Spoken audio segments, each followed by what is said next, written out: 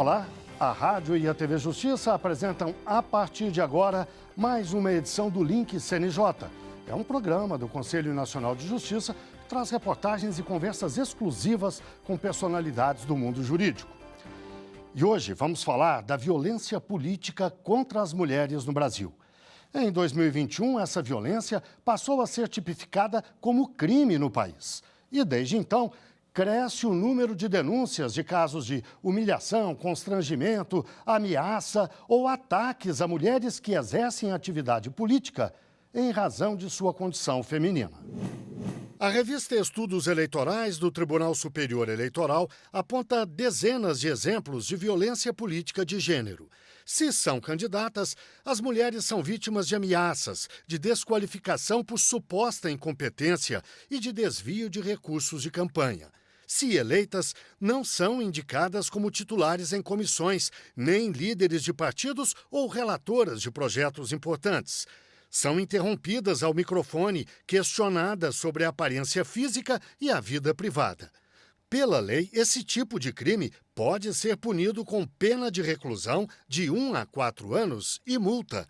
E o Brasil tem um péssimo histórico nesse campo, como afirma a Procuradora da República, Raquel Branquinho. A violência contra a mulher na esfera política é a violência, inclusive, intrapartidária, a falta de financiamento, a falta de possibilidade do exercício do direito da igualdade na esfera político-partidária, com a transferência de recursos, viabilizar campanhas com assessoria, com propaganda, com apoio de advogados, contadores, como os homens têm, faz com que nós tenhamos os piores índices da América Latina e do mundo da representatividade feminina nos nossos parlamentos ao considerarmos a quantidade de mulheres na nossa sociedade, que é em torno de 52%. O combate a esses crimes é obrigação de toda a sociedade, especialmente dos operadores do direito, como o Ministério Público. É o que afirma Maria Cláudia Buchianeri, ex-ministra do Tribunal Superior Eleitoral. E muitas vezes a gente recebe, lamentavelmente, pelo WhatsApp, cenas lamentáveis de mulheres sendo silenciadas, ofendidas e xingadas dentro do parlamento, por exemplo, em pleno exercício de seu mandato, mulheres tendo seu corpo alisado, em plena luz do dia, na Câmara das Assembleias. Então, o Ministério Público ele tem o poder e dever de instaurar uma ação penal pública, o crime de violência política de gênero. E esse crime, por ser um crime eleitoral, ele gera a inelegibilidade do seu responsável. Então, o primeiro desafio que nós temos é a divulgação da lei e o conhecimento da lei pelos próprios operadores do direito. Para falar sobre o assunto, eu converso agora online com Leidiane Souza, advogada e pesquisadora pela UNB, também consultora na Universidade Técnica de Munique. Roberta Eugênio, secretária executiva do Ministério da Igualdade Racial. E Sâmia Bonfim, deputada federal. Muito obrigado a vocês três pela participação aqui no Link CNJ. Eu começo com uma pergunta para a Leidiane.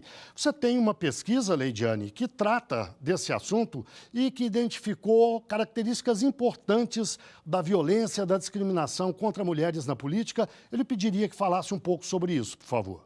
Esse é um tema muito importante que vem crescendo os estudos, o ativismo sobre ele, principalmente para a gente dar eficácia para a legislação que foi aprovada em 2021 e ampliá-la para que ela possa ser aplicada a todas as mulheres em suas experiências individuais e não só a mulheres que têm um mandato político, né? Mulheres que são candidatas, porque a legislação ela fala muito sobre dificultar a participação, impedir, obstaculizar o exercício dos direitos políticos das mulheres.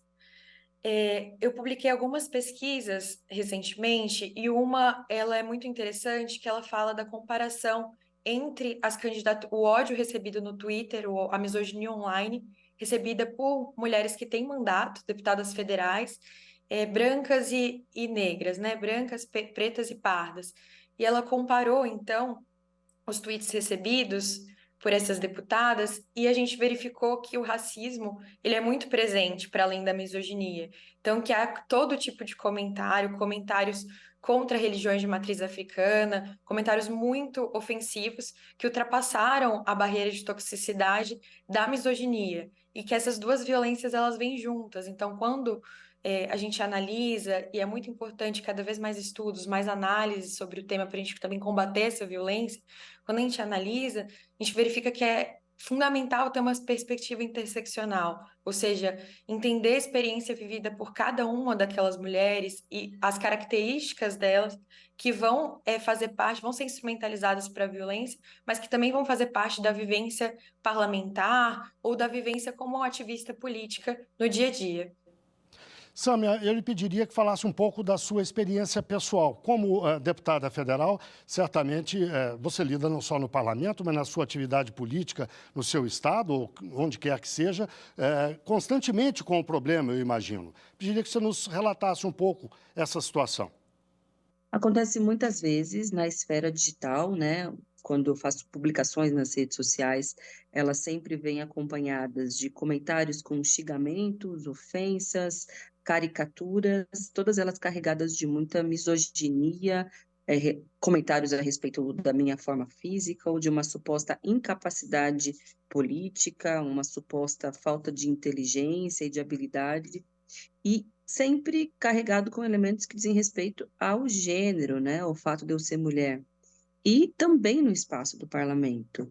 Já tive o microfone cortado, a possibilidade de discurso interrompida ou negada pelo presidente de comissões, por outros deputados, xingamentos, ofensas, até mesmo ameaça de violência física, né? Quando os homens crescem com o corpo para cima da gente.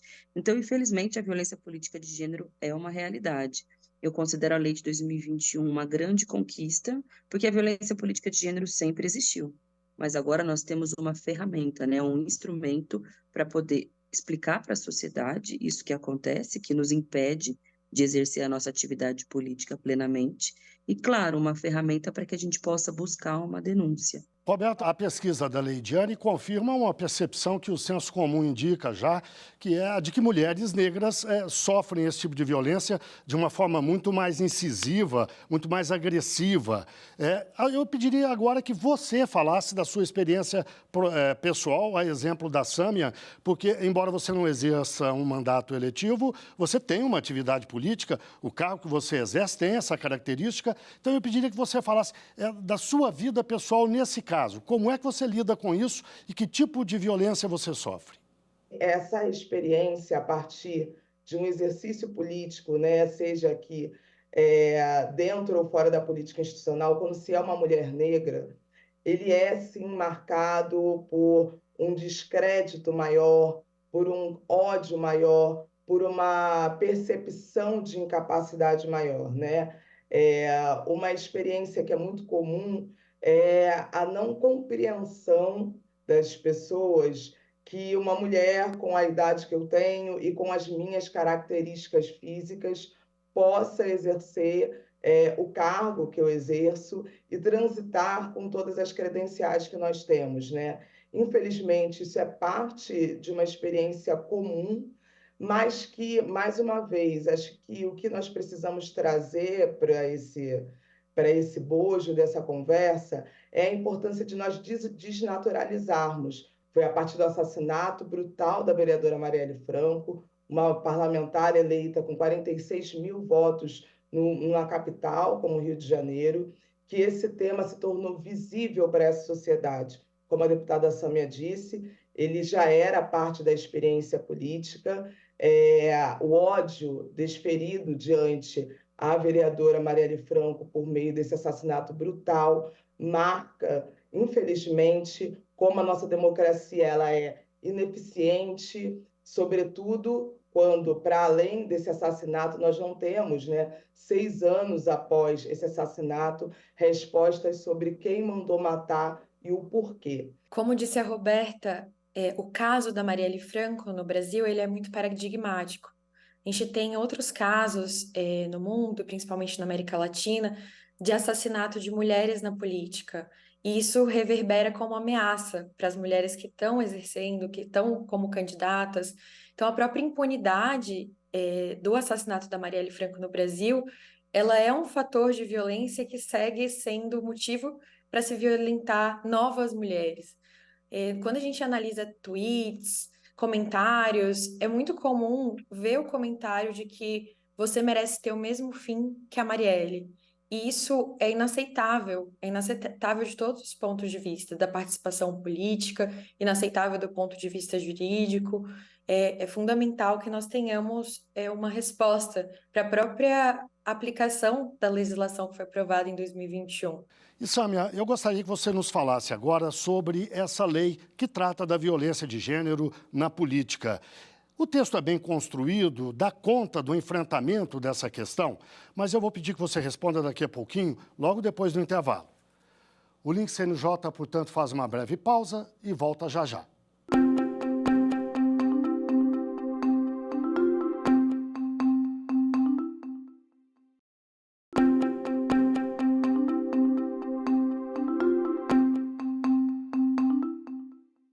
O Link CNJ está de volta, transmitido pela rádio e pela TV Justiça. Hoje falamos da violência política contra as mulheres no Brasil. Para discutir o assunto, as nossas convidadas são Leidiane Souza, advogada e pesquisadora pela UNB, também consultora na Universidade Técnica de Munique. Roberta Eugênio, secretária executiva do Ministério da Igualdade Racial. E ainda Sâmia Bonfim, deputada federal. Deputada, no bloco anterior eu deixei uma questão no ar para a senhora responder agora. Eu pedi que a senhora nos falasse um pouco sobre a lei que trata do enfrentamento à violência contra mulheres na política. O texto é bom? Ele dá conta desse enfrentamento?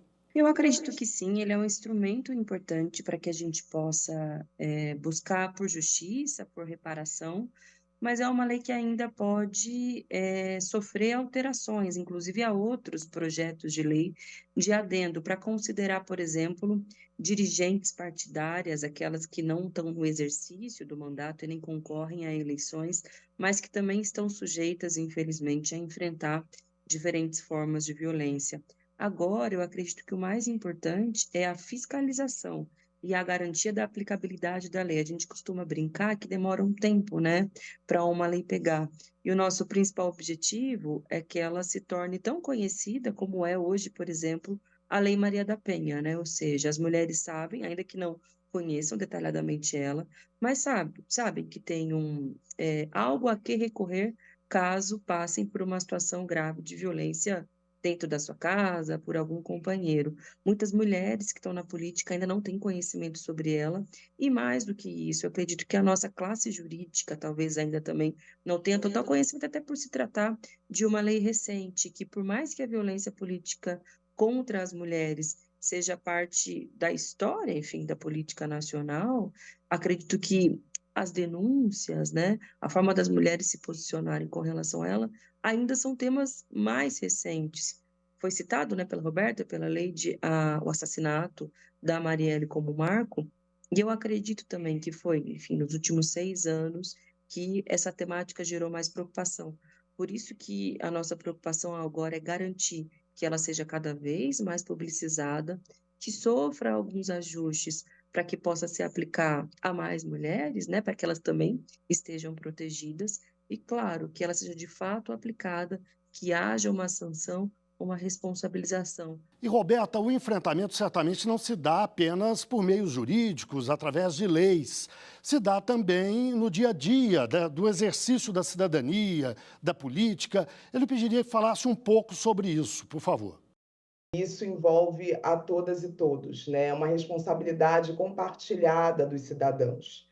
Nós precisamos reestabelecer no Brasil, sobretudo com o que aconteceu nos últimos anos, uma desnaturalização dos enfrentamentos políticos de forma absolutamente desproporcional, violenta, agressiva, misógina, racista, entendendo que isso não afeta apenas aquela candidata, aquela parlamentar, aquela mandatária, isso afeta efetivamente a nossa democracia.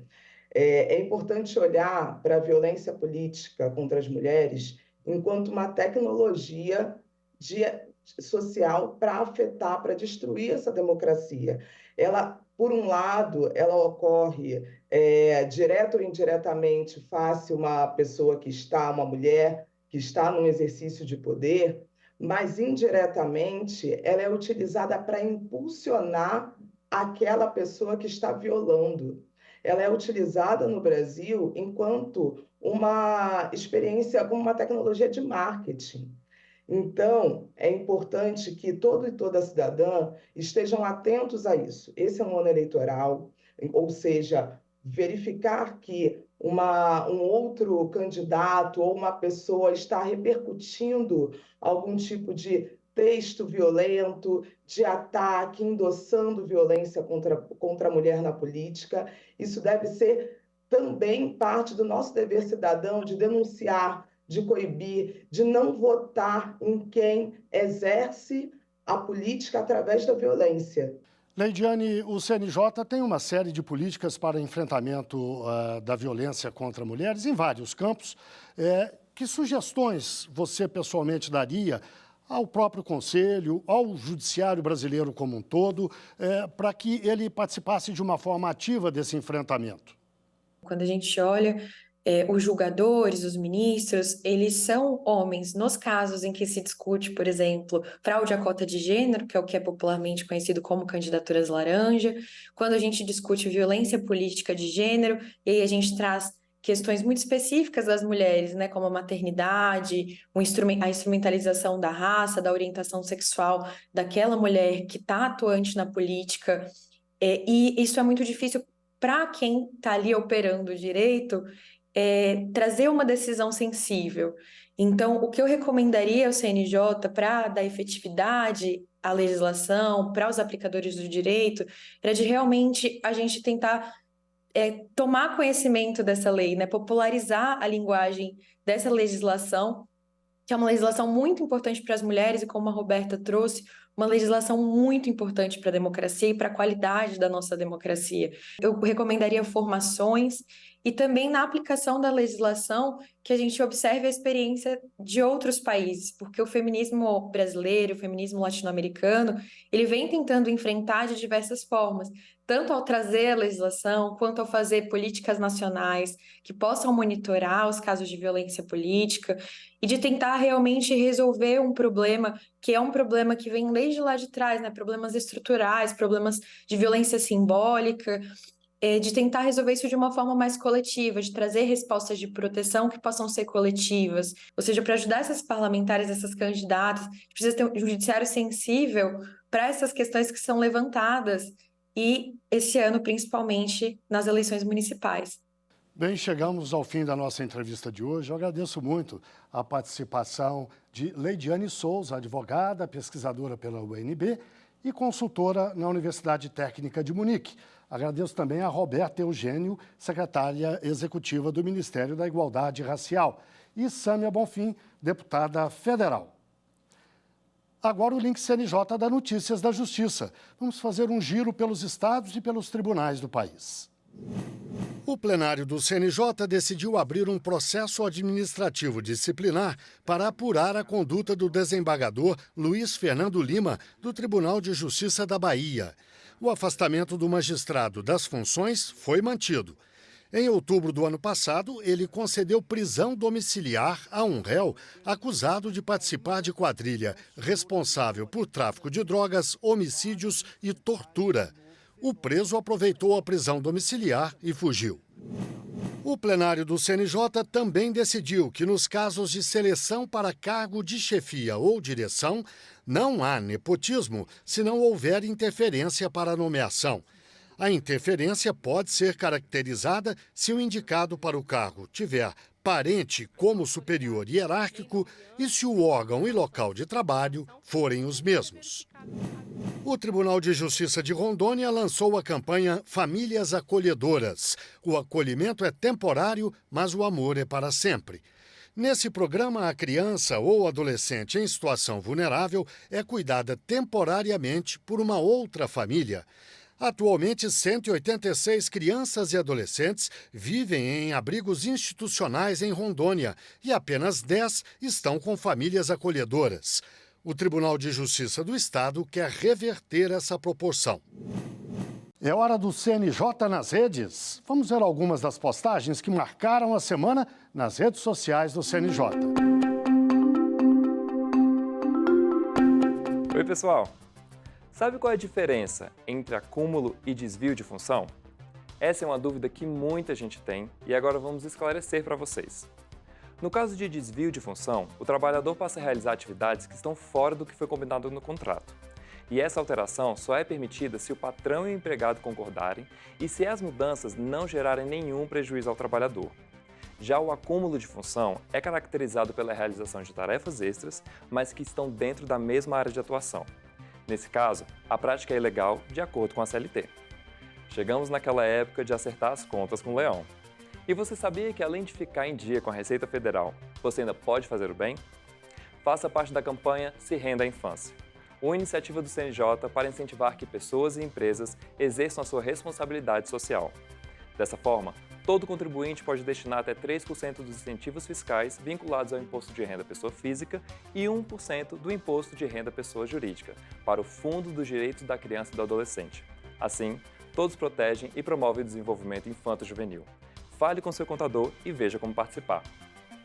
Em comemoração ao Mês da Mulher, trazemos aqui mais uma conquista para todas elas. Aprovada em 2022, a Lei da Laqueadura passou por algumas mudanças, garantindo mais direitos às mulheres.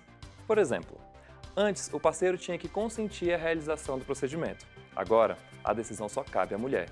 Antes, era necessário ter ao menos 2 filhos. Agora, a mulher não precisa ter nenhum se for maior de 21 anos. Para saber mais informações sobre o Judiciário e entender sobre os seus direitos, acompanhe o CNJ nas redes e também no canal do WhatsApp. Até a próxima. Agora, no quadro Por Dentro do CNJ, vamos conhecer melhor uma conselheira empossada recentemente. Hoje falamos da conselheira Daniela Madeira, empossada em fevereiro deste ano. Ela é juíza federal indicada para o CNJ pelo Superior Tribunal de Justiça. Vamos às origens e à formação da conselheira. Eu sou carioca, né? Eu sou nascida no Rio de Janeiro, na capital do Rio de Janeiro. Mas meu pai é maranhense, é do interior do Maranhão, de uma cidadezinha chamada Passagem Franca. Como todo maranhense, veio para o Rio de Janeiro, conheceu uma carioca, casou com a minha mãe. Minha mãe é professora primária. Eu estudei no colégio da minha mãe, ela é professora primária municipal. Depois eu passei para o Colégio Pedro II, que é um colégio tradicional, também público federal, no Rio de Janeiro. Concluí a minha formação básica nesses 2 colégios e depois eu ingressei numa faculdade particular chamada Santa Úrsula. Eu comecei na arquitetura e no meio da faculdade, por incentivo do meu pai ele se formou posteriormente, ele já tinha seus 40 e poucos anos, então veio sempre a lembrança do meu pai recebendo canudo, né, de direito. Então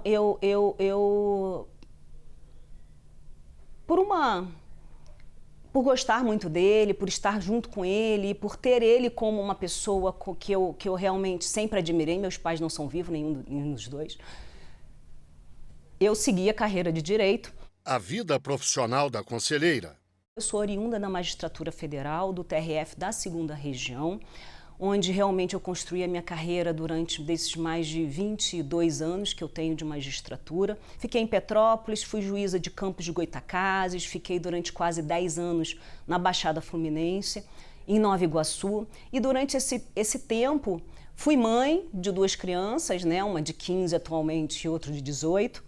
Paralelamente também eu fiz o meu mestrado na UERJ, na Universidade do Estado do Rio de Janeiro, onde eu escrevi sobre precedentes judiciais, que foi a tese do meu mestrado, foi a dissertação do meu mestrado. Posteriormente também, paralelamente a essa carreira profissional, atuando na Baixada, eu fiz o meu doutorado também na Universidade Complutense de Madrid. Fui convidada para trabalhar no Conselho da Justiça Federal, onde eu fiquei na corregedoria com o ministro Jorge Mussi, atualmente aposentado. Posteriormente, assumi também aqui no Conselho Nacional de Justiça com o ministro Luiz Felipe Salomão. Então a gente construiu um panorama ali, um trabalho bem bacana, voltada para o Sistema Eletrônico de Registro Público, de conexão de todos esses cartórios, que vai ser um legado, né, que a gestão do ministro Salomão vai deixar para o Conselho Nacional de Justiça. Paralelamente também, a gente atuou em algumas outras movimentos, né, políticas públicas do CNJ. Fiquei à frente, na época, da regularização fundiária, que foi o projeto Solo Seguro, e isso também me inspirou muito agora, como conselheira, atuar na Agenda 2030, que é do meio ambiente, né? Voltada para o desmatamento, evitar o desmatamento, um foco para os indígenas, para esse meio ambiente que a gente tem aqui na nossa Amazônia Legal. O papel do CNJ. Ele, além de ter aquele poder de direcionamento, de diretrizes para os tribunais, um poder sancionatório, um poder disciplinar, eu acho que ele vai muito mais além disso, né? Hoje em dia nós temos várias políticas públicas feitas pelo judiciário, que tem grande repercussão, não só dentro do Poder Judiciário, mas para como toda a sociedade. O Solo Seguro, que ele nasceu dentro dos estados que compõem a Amazônia Legal e visa não só o combate ao desmatamento, como também o combate à grilagem de terra. É um programa permanente de regularização fundiária, onde o Poder Judiciário fica como interlocutor de todos os atores da regularização fundiária, fora inúmeras políticas judiciárias que são feitas dentro do Poder Judiciário. As prioridades da conselheira. Eu, como conselheira aqui no CNJ, fiquei com a pauta Agenda 2030 e com a inovação. Então, eu vou procurar, sim, dar um foco em políticas públicas voltadas para esses dois temas, que são super importantes, não só para o Poder Judiciário, como também para toda a sociedade. O maior desafio do CNJ é levar o Poder Judiciário para a sociedade, né, de uma forma simples, de uma forma que as pessoas compreendam o papel do Poder Judiciário, não só aquele papel de solucionar os problemas que são postos a eles, e sim de tentar uma conciliação, verificar antes do que o problema acontece, antes de chegar no Judiciário. Então, eu acho que o principal desafio hoje dos conselheiros é essa linguagem simples, é essa conexão que a gente tem que ter com a sociedade para dar maior credibilidade para o Poder Judiciário. Bem, chegamos ao fim de mais um Link CNJ. Muito obrigado a você que esteve com a gente até agora na rádio e na TV Justiça. Até a próxima semana.